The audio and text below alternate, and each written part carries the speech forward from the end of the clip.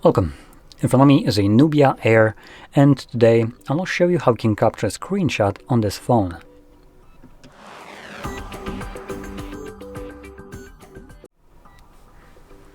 So, to get started, you will want to open up content that you wish to capture, which for me, I'll be using home screen as an example for this, and it's already open and visible on my phone. So, once the content that you wish to capture is visible on your screen, simply press the power button and volume down at the same time. You get this pop-up with a scroll capture and share options, and after a moment this does disappear. Now, as you noticed, the scroll capture was unavailable to me because there's nothing really to scroll down on the home screen. Ironically, I can technically scroll down and I get the app tray.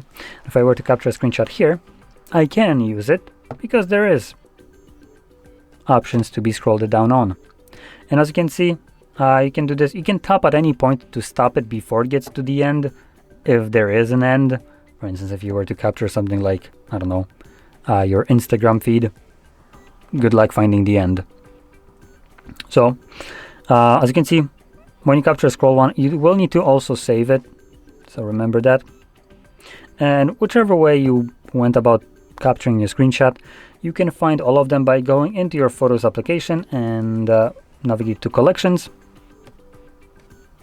Scroll down and you will find screenshots right here. Now, screenshots also contain screen recordings, but it's still much more organized than trying to find it in like your entire media library. So this is a pretty good place anyway. And you can see here's the scrollable screenshot, much longer than typically you would have it.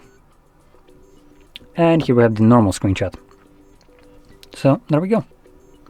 Now, one more thing to keep in mind, you won't be always able to capture a screenshot. There is a feature that is designed for privacy and security of the user that is utilized by bullshit applications like Spotify and Netflix, but also by bank applications to protect you. Now, that protecting only goes for the last one. The Spotify and Netflix do it to protect the corporate pieces of trash rather than you, and they do it without your permission on your phone. So screw those guys.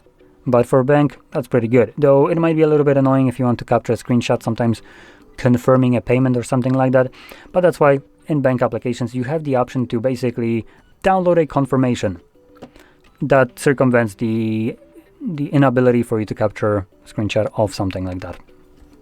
So just know that if you try to capture it, it usually gets you some kind of pop-up right here letting you know that you can't do that. But majority of the applications shouldn't really be blocking you from doing that. So anyway, with that being said, hopefully you found this video helpful, and if you did, don't forget to hit like, subscribe, and thanks for watching.